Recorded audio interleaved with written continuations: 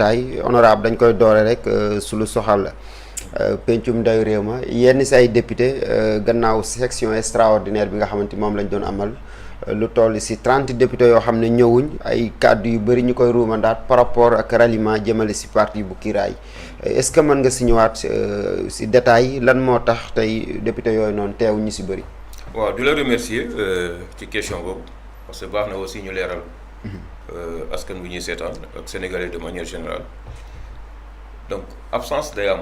oui mais souvent c'est motivé. Voilà parce que ouverture session extraordinaire la. oui quorum bi lañ soxla. Voilà pour ñu commencer liggéey bi entamer. Session extraordinaire donc conditions yi parce que bu ñu demee. pratiquement en congé yàggul. Voilà ñu bëree aussi sont revenus événement màggal bi. Voilà ñeneen ñi dañoo dox dellu seen gox. oui waaw ñu ci bëree jotuñoo ñëw. am na ñu voyagé.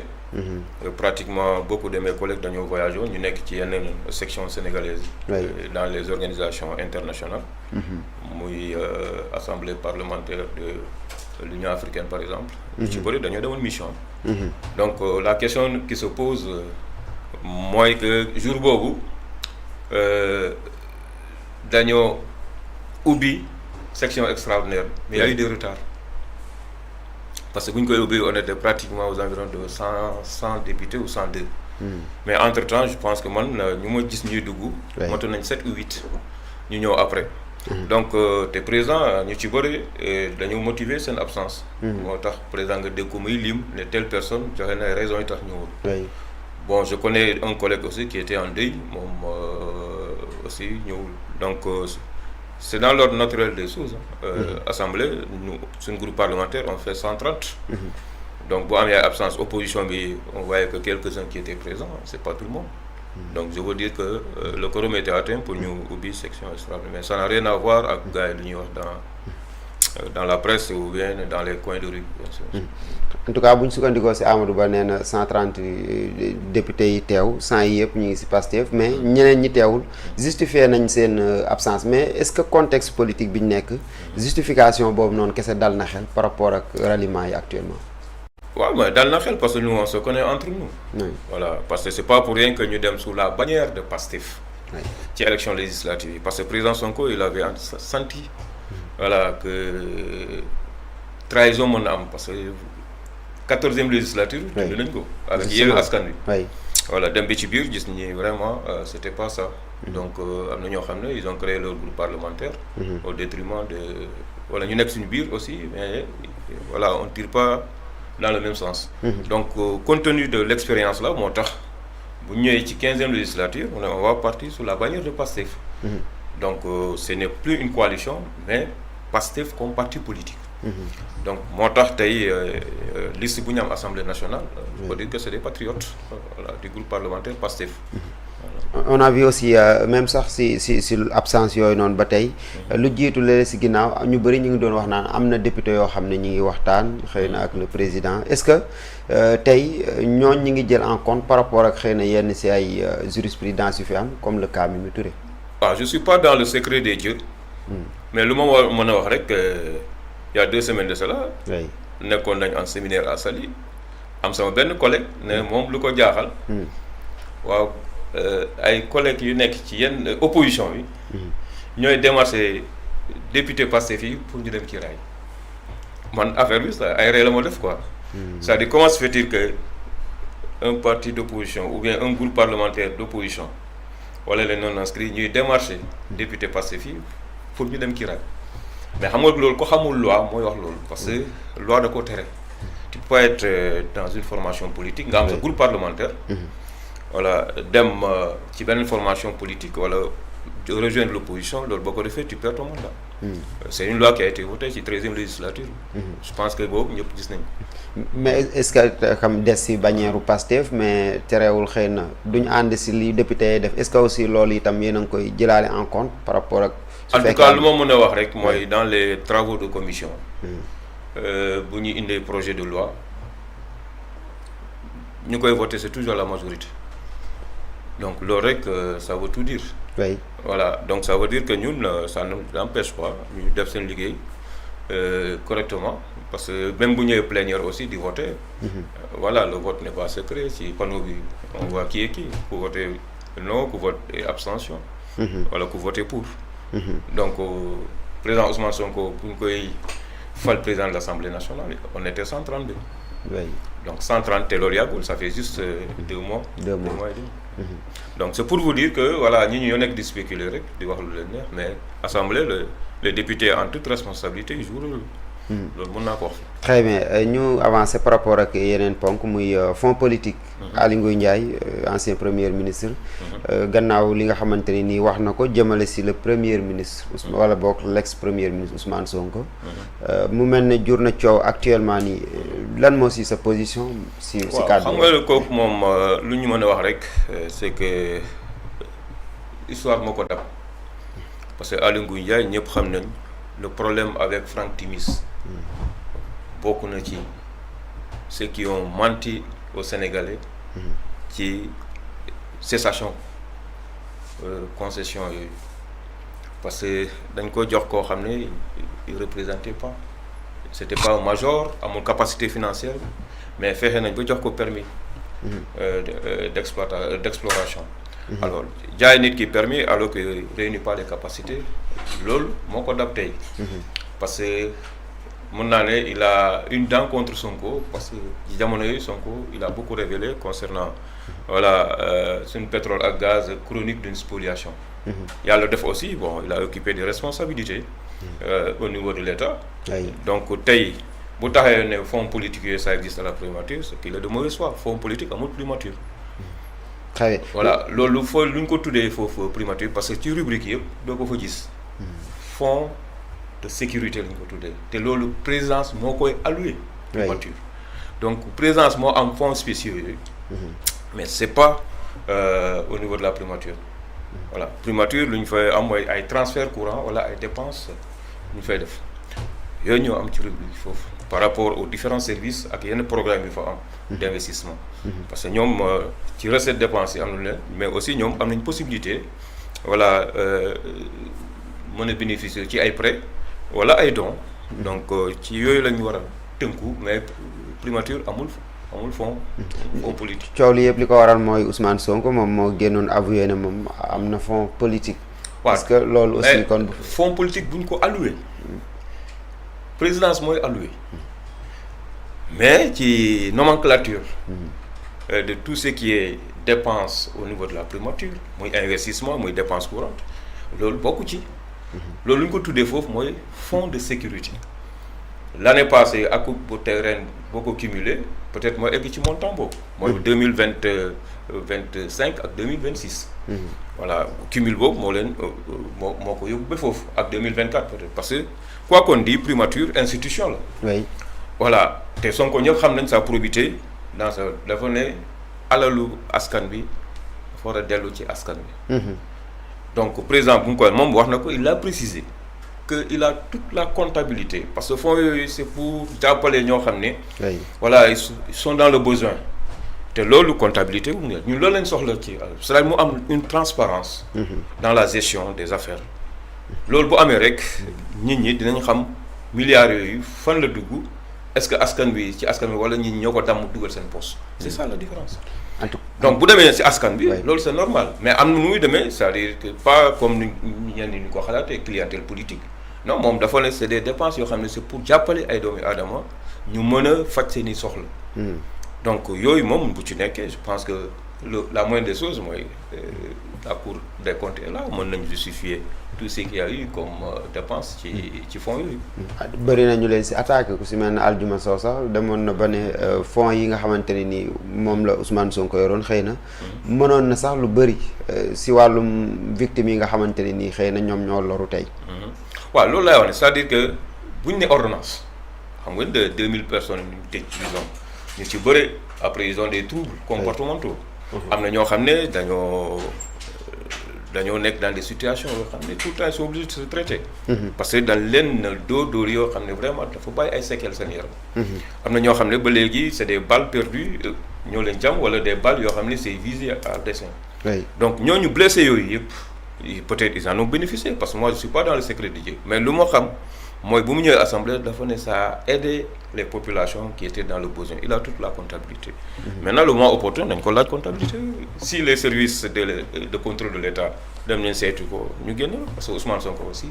Voilà quoi qu'on dit koo xam ne il touche pas à son salaire doon accumuler tout ce montant là pour après redistribuer ça. pour que moom mu jël alal. là aussi ça pose problème ñu bëri sax ñu ngi naan.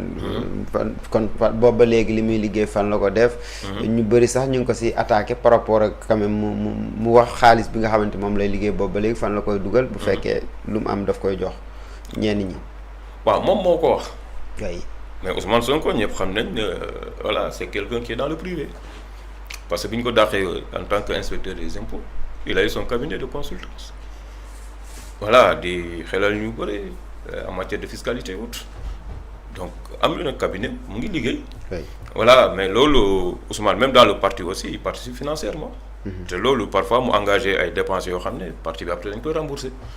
voilà tout ça c'est pour vraiment que les choses marchent mais man lu ma mën a xam mooy voilà il a son cabinet bu mu nekkee dans le privé ensuite. fële lu mu fay gagné comme salaire nee na mu ngi koy denc. bu eggee ci yenn montant il va créer une fondation di jàppale nit ñi. voilà loolu c'est pour montrer que il n'est pas dans l'accumulation quoi du koo xam ne day daw pour se faire les poches noires. parce que moom concept am da ko gëm. jub voilà alalu askan bi na dellu ci askan bi point barre. voilà moo tax fu mu toll nii pendant qu'il était à la primature il a tout fait pour am un œil sur la gestion. Et tous les chiffres remontent. Voilà donc c'est pas pour rien muy créer des conseils interministériels voilà envoyer des corps de contrôle ñu def seen i liggéey.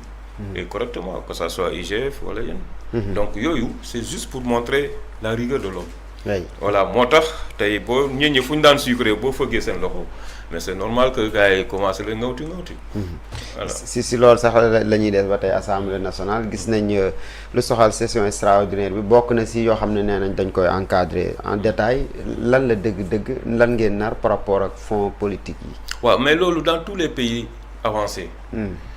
un fonds politique wala bon comme ni ñu ko waxee les fonds spéciaux parce que rubrique la boo xam ne dafa bëre.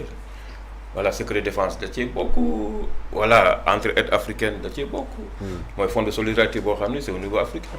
donc fonds yooyu mënuñoo dugg dans les détails di ko wax nii. comprendre. oui voilà moo tax dafa laaj mu am un corps de contrôle comme ça se fait dans les pays avancés c'est-à-dire c'est de contrôler la gestion est-ce que xaalis bi fu mu war a jaar na fa point barre. y a rien loolu c'est dans l'ordre naturel parce que l'Assemblée aussi sa mission c'est ça. c'est de contrôler l'action du gouvernement. De l'exécutif. Donc exécutif ku ko wax présidence la primature avec les démembrements de l'État. donc c'est normal que ñu saytu la parce que ñu ñooy voté budget. du ciblé. non président parce que wala c'est une loi. ku ñëw comme président da nga ciy tënku Ousmane Ngom demee Ousmane Sonko suba bu yàlla defee mu toog ci nguur gi il sera soumis à ça. c'est-à-dire est-ce que du ciblé si institution boobu kese laay wax la présidence. non xam nga ñun bu ñuy ñëw au pouvoir on avait beaucoup de réformes. oui. ñu tënkoon suñu programme. c'est plus d'une centaine de réformes. oui. voilà ci 2 années de législature on a voté plus d'une trentaine de réformes yoo xam ne c'est vraiment pour consolider voilà indi état de droit indi toute la rigueur qui s'y est. mais aussi développer yenn mécanismes yoo xam ne dañu permettre ñu relancer suñu économie encadrer lépp. voilà loolu ci lañ nekk. donc réforme yooyu c'est normal mënuñoo xëy rek traiter ndoo en même temps ça demande du temps. voilà plus de 100 réformes boo ko nee ak assemblée mission de contrôle bu mu war a def les missions sur le terrain donc il faut que ñu xool les missions à l'étranger donc il faut que ñu xool comment organiser ça. moo tax chaque commission technique. dañ la laaj benn plan d'action annuel. comme ça ñu mën a créer benn agenda boo xam ne y aura pas de chevauchement. voilà dans les travaux il y aura pas de chevauchement entre le calendrier des travaux ak aussi les missions sur le terrain. pour permettre aux députés aussi ñu mën a dem.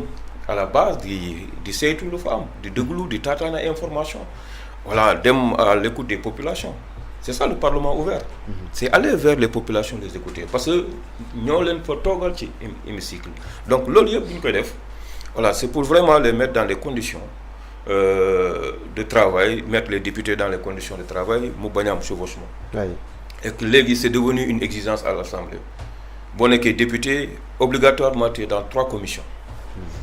il y a 14 commissions créé nañ fay nag yenn comités yoo xam ne c'est vraiment pour renforcer l'efficacité de l'Assemblée dans sa mission. Donc loolu yëpp ñu ngi ci et franchement dit je salue le travail qu'il est en train de faire à l'Assemblée nationale. Très bien si rajo Ousmane Sonko ngeen. Non pas ci c'est El Malick. Ousmane Sonko il vient juste d'arriver, mais le président El Malick il a beaucoup fait en un temps record. D'abord réformer sur le plan administratif. Voilà, réorganiser les services. Voilà, amener les hommes qu'il faut à la place qu'il faut. Loolu yëpp gis nañu ko Assemblée. Voilà, loolu yëpp day bokk ci loo xam ne ça entraîne une efficacité. La modernisation de l'Assemblée nationale. Méngoo ak jamono. Donc loolu yëpp gis nañu ko Assemblée. Donc sant yàlla quoi. Ousmane Sonko il vient en continuité, mais lii dafa bokk ci ñu offre politique. Maintenant ku ci nekk tu as ta touche particulière. Voilà, El Malick franchement dit bu mu ñëwee. Voilà, lui il s'inscrit dans la modernité, voilà, dans l'efficience, dans le travail. Fexe ba vraiment liggéey bi ni ñu ko bëggee rythme ñu ko soxlaa quoi. ñu xam ne assemblée. Voilà, c'est une institution, c'est un pouvoir. boo xam ne vraiment avec toutes ses prérogatives régaliennes. ñu war a tënku ci loolu liggéey que d'être dans une assemblée de complaisance, voilà, lu président bëgg rek ñu nekk ci non. On a notre force de proposition. L'État propose des projets l'État crée des projets de loi. ñun dañuy def ay propositions. Voilà, mais en plus de ça ñu ñooy voter loi yi. léegi bu loolu weesoo aussi lépp lu ñu jox ci comme jumtukaay gouvernement maanaam en termes de finances voilà, dans les budgets. ñu am un droit de parce que maintenant toute la gestion c'est accès aux résultats. Donc tout ça pour mu am benn transparence dans la gestion de l'affaire moo tax ren boo xoolee def nañ li musul def Assemblée nationale. mais les missions d'audition. Tous les ministres sont passés en audition. Tout ci seen premier trimestre d'activité maanaam budget 2026 bi. c'est-à-dire 1er janvier au 31 mars la ngeen ci def mais léegi c'est inédit ministère yëpp ñu xool seen niveau d'exécution de leur budget par rapport à enveloppe bu lañ jox. Est-ce que marge de progression boobu mën nañu atteindre seen objectif parce que c'est la gestion accès aux résultats donc loolu bu nga dafa laaj ñuy seetu voilà mu am benn marquage à la culotte comme nu nga ko waxee catenaccio quoi à l'italien marquage à la culotte comme ça pour wan ne vraiment on est là quoi on a un nez sous ce que vous faites. loolu looy tax tout ce qui a été voté ñu mën koo capitaliser dugal ko fu mu war a dem. Voilà, bu amee ay retard aussi ñu jox ñu des explications si bu ñu waree dem en loi de finances rectificative par rapport à certains aspects yoo xam ne noté nañ ko ñu améliorer xool ni ñu outil yenn fonds pour ñu renforcer wala bu ñu amee opportunité am yenn concessions yu ñu signé entre temps mu war a dugal des milliards dans l'État ñu dem en procédure de loi de finances rectificative voilà pour gën a ñoŋal budget bi. par rapport ak ba tey assemblée nationale. lu soxal réforme yi déclaration aussi de patrimoine. surtout bu président de la république. mu mel ne loolu aussi. mën ngeen si xaaraat beneen xëy na recours jëmale si liggéey bi nga xam ne déjà su mu ngeen. puisque defoon na loolu c'est un projet de PASTEF. président Bassirou Diomaye bokk nañu ci cadre yoo xam ne bu ñuy bind programme 2019. bokk na ci. te bu ñuy yeesalaat programme bi en 2024. boobu certes il était en prison mais il était au courant de tout. donc loolu du lu bees yu c'est une offre politique. Qu'est-ce qui a changé entre-temps quoi? Voilà, c'est la bonne question qu'on doit se poser. Entre-temps, voilà, il est devenu politique. Voilà, bëgg comme ni nga koy jël na yoonam mais ñu loolu dafa bokkoon suñu offre politique c'est bon de le rappeler et de le dire lii dañ ko war a inscrire ci agenda bi. Et c'est ce qu'on est en train de faire boole woon nañ ko ci révision constitutionnelle. Oui. Parce que révision bi ça a engagé presque une trentaine de lois yu ñu modifié foofu pour consolider notre constitution. Voilà, consolidation da ci am solo parce que bu ñoo jël constitution def ko benn torchon non consolider mais on a été allé jusqu'à un certain niveau on est allé jusqu'à un certain niveau voté ko mais conseil constitutionnel ñëpp gis nañ sa réponse par rapport voilà à la lettre du président. Maintenant il faut venir étape par étape en fonction des priorités ñu dugal ko parce que c'est normal que dans toute institution parce que dañ koy wax quoi dans les pays développés c'est pas les personnes super fortes comme ça non c'est des institutions qui sont très fortes ñooy encadrer tout ce qui est politique.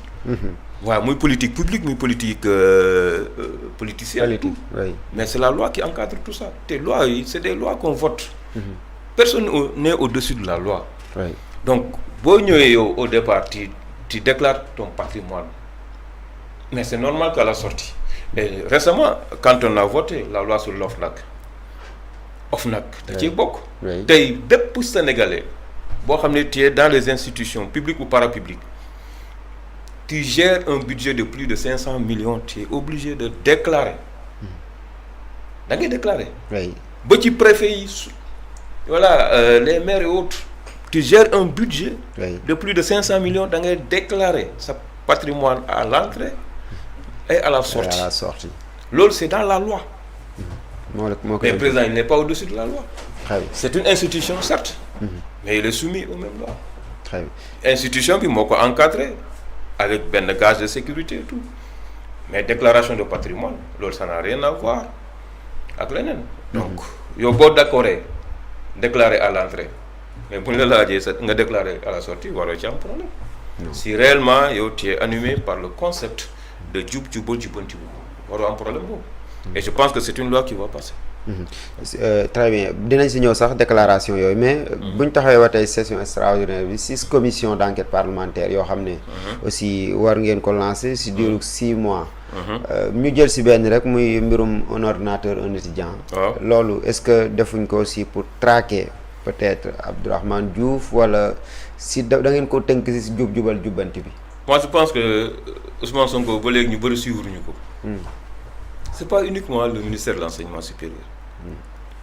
Beaucoup de secteurs ciblés parce qu'il y a eu des manquements. Je prends les infrastructures. Il y a des manquements. Bon, demain, il y a un ministère. Aussi, il y a des manquements. Le livre souligne, on a vu la gestion des inondations. Au Macky Sall, on avait presque mis un programme décennal de 750 milliards. Mais au final, il n'y a même pas 15% du budget qui a été exécuté. Le nous donne un gâchis, et pourtant débloqué dans le. Et tout ça, ça va venir. Il faut nous analyser. Il y a l'Université Sénégal. Il y a combien d'étudiants? Rien qu'à Dakar, il y a presque 100 000 étudiants. Nous avons les 6 autres universités. Nous avons une machine. Mais là, c'est une manne financière. Ce n'est pas pour rien que Ousmane Sonko, il a demandé à ce que tous les chiffres remontent. Parce que bon, il y a un passif il faut que tu aies l'enseignement supérieur. Est-ce que l'IS c'est efficace? Est-ce que l'IS c'est pas efficace? Parce que là, maintenant, budget accès au programme. Si vous avez un programme, vous allez évaluer. Est-ce que l'étudiant est-ce que impact? Si vous avez un marché, il y a tellement de nébuleuses. Parce que les coûts, les organes de contrôle, ils sont ligués. Ou on a un manquement. Mais c'est normal, nous savons tout. Et que beaucoup de gens ont été épinglés dans le passé dans leur gestion. Voilà, donc lolo, c'est normal. Voilà, quand on a un budget, le programme, il faut évaluer. C'est pas une petite somme. Quoi, le moment venu actuellement? Non, pas le moment venu. Lui, il a annoncé. Ousmane Sonko, il a actuellement. Parce que c'est dans président Raymond ordonné. Par exemple, les rapports sur son dossier. Mais le rapport IGE, par exemple. Je donne l'exemple. La Cour des comptes. Mais le rapport sur la gestion épinglée, mais c'est normal que nous l'ayons. Parce que nous aussi, nous avons donc c'est dans l'ordre normal des choses. Bon, mais moi, je suis attaqué. Que quelque part, il y a des lenteurs dans la justice. C'est parce que quelque part, il y a des instructions. Voilà, pour faire traîner les choses. Mais si nous ne dérouler agenda, on va évacuer beaucoup de dossiers en un temps record. Parce que c'est juste pour contrôler. Dis qu'il y a un manquement. Contrôler, acquis de droit, mais bon, on suivi. Mais l'Assemblée a son pouvoir. Pouvoir, bon, moi, pour le ministre, vous faites gérer, mon déglu ci commission d'enquête parlementaire. Voilà, haute cour de justice, vous l'avez jugé. Très bien. Nous avançons par rapport à un sujet. Beaucoup de si li nga xamanteni ni aussi moy mbirum coow li nga xamante ni nii xëy na xew na si OFNAC. gis nañ déclaration yi ñu bëri. def nañ seen déclaration de patrimoine. d'abord ñu taxaw si assemblée nationale. le président lui-même def na sa déclaration entrée. mais nemmeeku nañ yenn député yoo xam ne defuñ ko. l'exemple Thioro Mbacké suscité na problème pourquoi. waaw moom lay wax ni c'est-à-dire que Cheikh Thioro. exemple la rek. voilà nekkoon na vice-président. oui justement. mu démissionné mu nekk adjoint au président du groupe parlementaire dañ leen jox délai. oui nañ xaar ba délai bi jeex bu délai bi jeexee ku ci deful naka su dul noonu c'est vrai que am na ñoo xam ne peut-être am nañ kerse déclarer seen patrimoine. am nañ kerse peut-être. ah voilà parce que il est jeune peut-être je sais pas mais lu ma mën a wax rek mooy que il a encore du temps pour le faire jox nañ leen deadline fii ak boobu ñu xaar il va déclarer bu doon voilà toutes les conditions se réunissent pour mu déclarer il va déclarer. est-ce que waroon na nekk lu ñuy waxtaane maanaam defuñ ko te ngeen di incarner jubal jubbanti. non votre leader aussi. xam nga président Sonko en premier. moom defoon na déclaration. oui bu muy. nekk premier ministre. oui. ak bu mu wàccee premier ministre. oui entrée sortie. voilà oui. donc yow boo defee sa entrée. 2 ans après nga def sa sortie boobu ngay jël rek jëpp parce que diggante boobu 4 jours la woon. moo war a am problème boobu. oui. comprendre. voilà parce que booy génn da ngay déclarer. def na ko. oui. donc génn boobu mu génn en 4 jours 5e jour bi. ñu nommé ko président de l'Assemblée nationale. donc dossier boobu lay jël rek puusaat ko fële. yóbbuwaat ko. voilà. par rapport mais est-ce que aussi xel du tey par rapport ak ñu bëri ñoo xamante ne ni aussi defuñ ko ci côté justice bi. buñ fa ñëwee déjà bokk na ci procureur de la République defu ko mu mel ne aussi loolu itam. deful gàkk déclaration. déclaration waaw moom lay wax ni c'est-à-dire que ku ci nekk. oui man mënuma taxaw ne ma ne la yow par exemple en 2 jours tu peux déclarer très bien mënuma ko wax parce que xaw ma nu nga toogee. comprendre. oui voilà donc comme gars yi jox nañ leen deadline te ñun ñu voté loi bi sur l'OFNAC xam nañ sanctions yi fa nekk donc ku ko respecté wul ba délai bi jot sanctions yi dina dal sa kaw. est-ce que sanctions yi. comme ni nga ko waxee nii maanaam pécuniaire wala pénal est-ce que dinañ ko def ni mu waree puisque am na yoo xam ne jaar na fi mais furaas mu jëwul fenn. waaw moom laa wax nii c'est-à-dire que sanctions yi dafa bëri mën nañ la relever. tes fonctions pour manquement. oui parce que loolu loi la léegi. voilà koo xam ne tënkuwul ci loi tu peux pas prétendre da ngay doxal loi comprendre. voilà parce que un magistrat bu respecté loi bi en tant que un acteur du droit. que c'est paradoxal. donc pour moi na leen jox encore temps ils vont déclarer loolu gëm naa ko. très bien ñu avancer par rapport ak sujet l'actualité politique surtout yéen waa Pastef yéen a ngi exiger le président à ce que mu fixe élection yi mu nekk nag exigence boo xam ne aussi une part de l'opposition ñu ngi koy sàkku lan moo ko waral lan mooy doog bay daanu actuellement ñu boo xoolee moom la preuve sax ñu ci bëri dañuy def vaar président ci kàddu ñu teniroon par rapport au respect des calendriers. oui. calendrier électoral war ñoo tollu Sénégal ñu koy caxatee quoi chaque fois ñu saucissonné di xool ay dates yu leen arrangé non 5 ans la bu matee nañu organiser ñu avancer ci leen. parce que lu muy junne yëpp polémique la. ça fait pas avancer le pays. Deuxièmement c'est un recul démocratique. parce que mënuñoo nekk fii Sénégal ñu toll ci 21e siècle. avec toute notre expérience de plus de 100 ans d'élection. oui. parce que depuis jamono colon yi ñu ngi voté Sénégal. ñu ñëw ba tey à chaque fois bu ñu eggee ci élection locale yi ñu koy pousse non loolu moom waru ko sa xalaat ci sama parce que il a défendu bec et ongle quand il était avec nous dans l'opposition bu ñëwee au pouvoir aussi c'était toujours le même discours ba séparation bi am donc calendrier électoral normalement depuis le mois de janvier lañ ko relancé pour permettre aux gens d'aller en révision ordinaire ñi xam mais révision ordinaire bi joxe nañ ndigal arrêté bi ñi y a pas eu toute cette campagne de médiatisation pour ñi dem donc c'est passé pratiquement inaperçu ñu nekk des acteurs politiques ñoo doon orienté pour militants yi ñu dem di inscrire mais la grande masse n'était pas au courant. ñu ci bëri dañ lay laaj kañ la révision ñu la révision bi ordinaire jàll na léegi foog ngeen xaar révision et cetera.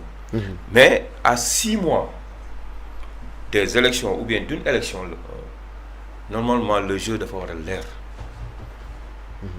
jeu yi dafa war a leer ñu dem révision ñu tënk lépp ñu xam dépôt candidature qui pardon parrainage candidature kañ la liste yi kañ la ñuy déposé parrainage yi kañ la ainsi de suite. parce que chronologie la. chronologie d'évolution. mais comme le système électoral bi avec le système des parrainages la bu ñu demee. on saura parce que à partir du mois d'octobre yëpp dina leer. septembre du mois. merci beaucoup. mais de toute façon bon au calendrier électoral loolu warul doon loo xam ne Sénégal dañ fi nekk di ci leer peut-être fu ñu war a mën a xalaat mooy kañ la dissoudre assemblée ak kañ la législative évidemment. mais élection locale ñu nekk seen dernière année. war nañu vraiment arrêter la date là pour ñuy jublu ci liggéey bi. très bien merci beaucoup am na solo vraiment li ñu cërale woon si waxtu moo jeex tàkk bàyyi la rek le mot de la fin. ah c'est une heure yi jeex na ah ok voilà di la remercier ci invitation bi franchement c'est un plaisir pour moi de venir. ñu waxtaan ci actualité bi. voilà di remercier tous les téléspectateurs yu ñu seetaan. ne bon je suis disponible. saa yu ngeen ma woowee si le temps me le permet ma jaar. parce que lii depuis semaine passée nga ko soxla woon. mais compte tenu de mon agenda c'était un peu compliqué. tey moo waral retard yi pratiquement parce que on était en commission technique. donc di féliciter sa équipe di leen encourager. merci beaucoup vraiment lu ngeen di def am na solo. di jàllale information yi pour askan bi jot ci. parce que ñi léegi pratiquement seen téléphone mooy seen lépp. voilà ils suivent l'actualité ñun ñuy dugg ci àll yoo xam nañ les gens maintenant sont éveillés kenn mënatul ak kenn. voilà da ngay dugg ci àll di leen wax ay waxu politique di leen wax le bilan di leen defal bilan di leen xamal les opportunités qui s'offrent au Sénégal mais ñoom ci sa bopp ñoo lay xamal du bëri. da ngay naan mais man est-ce que ça vaut le coup mooy ñëw fii di waxtaan ak yéen. tellement que les gens sont maintenant très éveillés. waaw te loolu Pastef joué na ci rôle boobu am solo. mooy fexe ba nit ñi dañu may nopp. ñu leen di expliquer et c'est bon que nit ñi démystifier état. voilà xam nu état di fonctionner. parce que loolu bu ñu ko xamee rek.